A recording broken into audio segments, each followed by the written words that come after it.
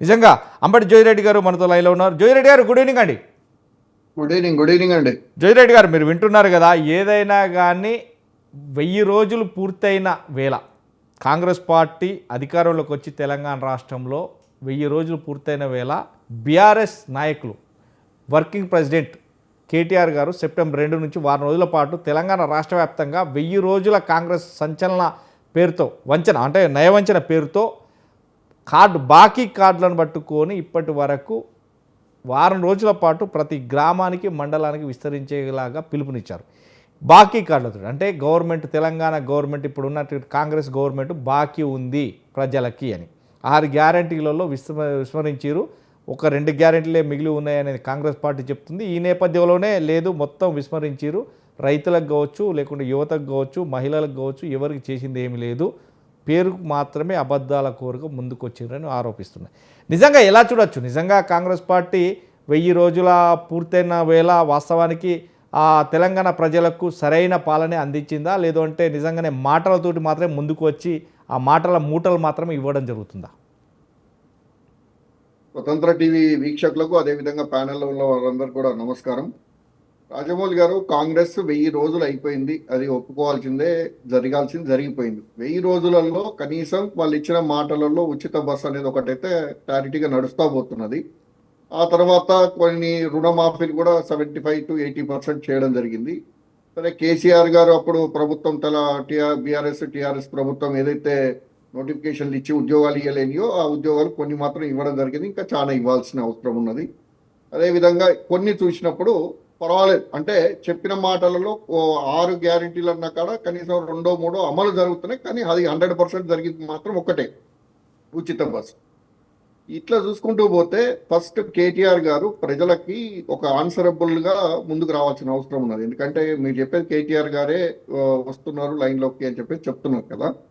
కేటీఆర్ గారు ఫస్ట్, కేసీఆర్ గారు తెలంగాణ రాగానే మొత్తం దళితులకి 3 ఎకరాల భూమి అన్నారు, ముఖ్యమంత్రి దళితుడు అన్నారు. ఈ రకంగా ఎన్నో హామీలు ఉన్నాయి, నీళ్లు, నిధులు, నియామకాలు, దాని మీదే పోయింది మొత్తం అంత వ్యవస్థ.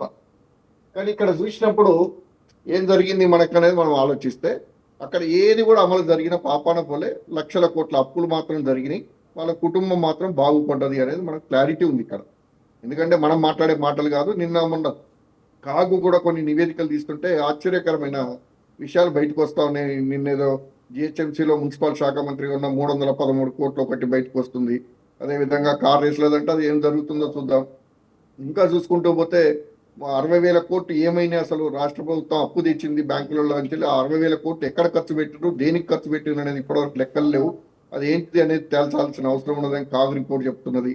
ఇవన్నీ గమనించుకుంటూ పోయినప్పుడు కేటీఆర్ గారికి ఆ నైతిక హక్కు లేదు అని నాకు అనిపిస్తుంది. ఎందుకంటే ఫస్ట్ వాళ్ళు ఏం చేశారు, వాళ్ళ కుటుంబంలో ఏం జరిగింది, ఇప్పుడు కూడా ఎవరో చెప్పడం ఎందుకంటే ఇప్పుడు వాళ్ళ సిస్టరే చెప్పుకుంటూ పోతున్నది. వాళ్ళ సిస్టరే కవిత గారే మొత్తం ప్రచారం చేసుకుంటూ వెళ్ళిపోతున్నది అక్కడ. ఏమని, వీళ్ళు ఇంత దోసుకున్నారు, వాళ్ళంతా దోసుకున్నారు మా కుటుంబంలో అని చెప్పుకుంటూ వెళ్తున్నారు. దానికి ఇప్పటివరకు ఆన్సర్ లేదు. కానీ ఇక్కడ ఒకటే విషయం నేను చెప్పదలుచుకుంది, కాంగ్రెస్ ప్రభుత్వం చాతగాని ప్రభుత్వం అని ఒప్పుకోక తప్పదు. ఎందుకంటే కాంగ్రెస్ ప్రభుత్వం రాగానే చర్యలు చేపట్టేసి తెలంగాణ ప్రజల సొమ్ముని ఎవరైతే దోసుకున్నారో ఆ దోసుకున్న దాన్ని రికవర్ చేయాల్సిన బాధ్యత కాంగ్రెస్ ప్రభుత్వం ఉండే. కానీ ఎక్కడ కూడా ఆ చర్యలు కానీ అట్లాంటి టాపిక్ కానీ నామకే వస్తే, ఒకటి కాళేశ్వరం ఇష్యూ తీసుకుపోయి సిబిఐకి అని చెప్పేసి కేంద్రంలో పడేసిండ్రు, అక్కడనే మూలకు పడిపోయింది. అదేవిధంగా కార్ రేస్ అంటారు, లేకపోతే టెలిఫోన్స్ ట్రాపింగ్ అంటారు. ఇవన్నీ జరుగుతున్నాయి తప్ప ఎక్కడ కూడా ఇప్పటివరకు ఆచరణలో ఇంప్లిమెంటేషన్ జరిగి ప్రజలకి ఒరిగిందైతే ఎక్కడా ఒరగలేదు కూడా. అంతేకాకుండా ఇలా మనం కేటీఆర్ గారు మొన్న ఒక మాట మాట్లాడిండ్రు.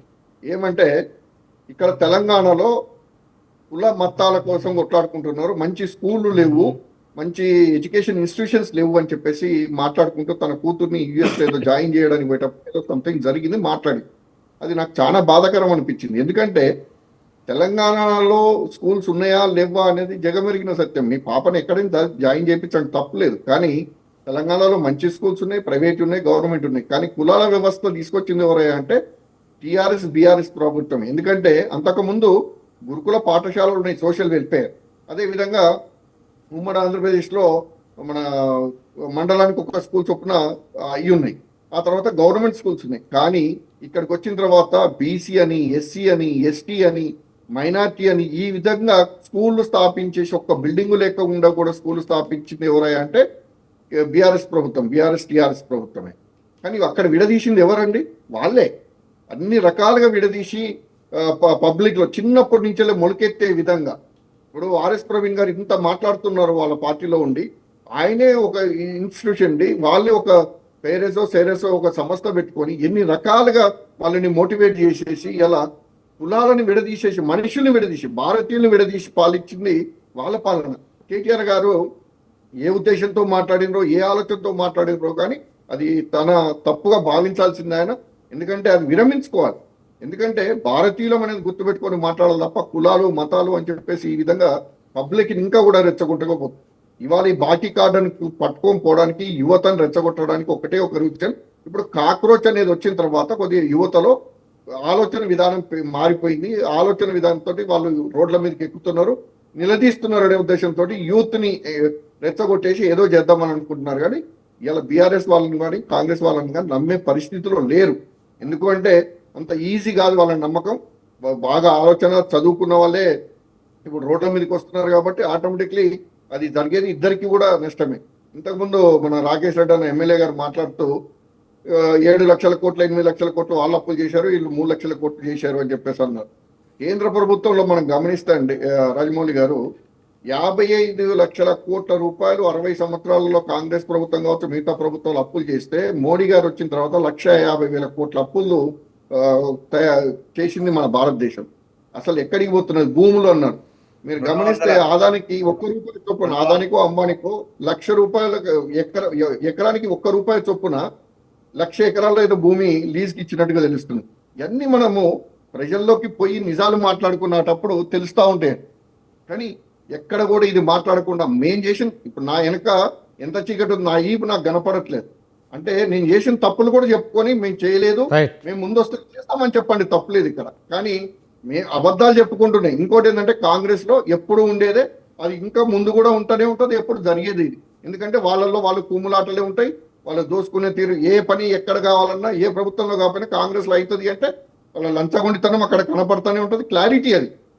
కానీ ఇంకొకటి చెప్పాల్సింది ఏంటంటే ఇలా కాంగ్రెస్ లో ఇటు 5, 6 ముఖ్యమంత్రులు ఉన్నారు. ఒక రేవంత్ రెడ్డి ముఖ్యమంత్రి అనుకోవద్దు, వాళ్ళ కుటుంబమే అనుకోవద్దు, 5, 6 ముఖ్యమంత్రులు. మొన్న ఒక ఎంప్లాయీ డైరెక్ట్ గా స్టేట్మెంట్ ఇస్తుంది, ఏది బట్టి విక్రమార్క గారి మీద. దాని మీద యాక్షన్ ఏం లేదు. వాళ్ళ మిసెస్ 10% ఇస్తేనే మీ రియంబర్స్మెంట్ లేకపోతే ఏదో రిఫండ్ ఇప్పిస్తామని చెప్పేసి అంటున్నారు. ఈ విధంగా చూసుకుంటూ పోతే అటు కాంగ్రెస్ కావచ్చు బీఆర్ఎస్ కావచ్చు తెలంగాణ ప్రజలను మోసం చేస్తున్నది. ఇద్దరికి కూడా నైతిక హక్కు లేదు. వాళ్ళ ప్రజల్లోకి వచ్చి సమాధానం చెప్పే ధైర్యము లేదు పబ్లిక్, వాళ్ళ కార్యకర్తలు. ఇంకో మాట, మీరు 22A గురించి డిస్కషన్ వచ్చింది. 22A అనేది 10 సంవత్సరాల నుంచి 5-6 సంవత్సరాల క్రితమే ఇది వచ్చింది. వాళ్ళ హాయంలోనే దాన్ని తీసుకొచ్చిండ్రు. ఇప్పుడు దీన్ని ముందుకు తీసుకొచ్చిండ్రు. ఈ 22A వల్ల కరీంనగర్లో మేము గమనించినప్పుడు ఒక 10,000-15,000 కుటుంబాలు ఇలా ఎందుకు చెప్తున్నారంటే కరీంనగర్ స్పెషల్లీ ఇలా అక్కడ గంగుల కమలాకర్ గారు మంత్రి గారు కలెక్టరేట్ ముందట ధర్నా చేయడం జరిగింది. ఆ ధర్నాలో నేనే సత్యహరిచంద్రుడిని చెప్పుకుంటూ పోతున్నాడు. ఇలా మనం గమనిస్తే రేకుత్తర భూములలో కావచ్చు, వక్బోర్డు భూములలో కావచ్చు ఆయన హ్యాండ్సే ఎక్కువ ఉన్నాయి. ఆయన చేయబట్టే ఈ 22Aని తీసుకొచ్చిండ్రు. పత్రికా విలేకరులకు ఇచ్చిన భూములు కూడా కెనాల్ భూములు తీసుకొచ్చేసి విలేకరులకి ప్లాట్ల కింద విభజించేసి వాళ్ళకి 1,00,000 రూపాయలు 2 లక్షలు ఖర్చు పెట్టుకుని వాళ్ళు నాశనం అయ్యే పరిస్థితి తీసుకొచ్చారు. ఇలా మాట్లాడేటప్పుడు కొద్దిగా ఆలోచన చేసి మాట్లాడాలని చెప్పేసి ప్రజలకి నిజాలు చెప్పండి. కాంగ్రెస్ చేసినా తప్పే, జోజిరెడ్డి చేసినా తప్పే, స్వతంత్ర టీవీ వాళ్ళు చేసినా తప్పే. ఎవరు చేసినా తప్పుని తప్పుగా ఒప్పుకోవాలి. ఫస్ట్ మనసాక్షిని మించింది ఇంకోటి లేదు. మేము ఎదురు చేసినా వాళ్ళు చేయలేదని చెప్పడం కాదు. బీఆర్ఎస్ చేసినాయి ఫస్ట్ వాళ్ళు 3 ఎకరాల భూమి కావచ్చు, అదే విధంగా దళిత ముఖ్యమంత్రి కావచ్చు, ఉద్యోగాలు కావచ్చు ఇంటింటికి, అదే విధంగా ప్రాజెక్టులలో మోసాలు కావచ్చు, ఇవన్నీ కూడా మనం చూడాల్సినవి. దాన్ని ఇప్పటికి కూడా వెనకేసుకొస్తున్న కాంగ్రెస్ ప్రభుత్వం కూడా 100% తప్పే. ప్రజలని కాంగ్రెస్ ప్రభుత్వం అటు బీఆర్ఎస్ ప్రభుత్వం మోసం చేసింది. కాంగ్రెస్ ప్రభుత్వం వాళ్ళని ఎలాంటి చర్యలు చేపట్టకుండా, వాళ్ళ మీద రికవరీ అనేది లేకుండా ఇవాళ వరకు కూడా కాంగ్రెస్ ప్రభుత్వం మోసం చేసుకుంటూనే పోతున్నారు.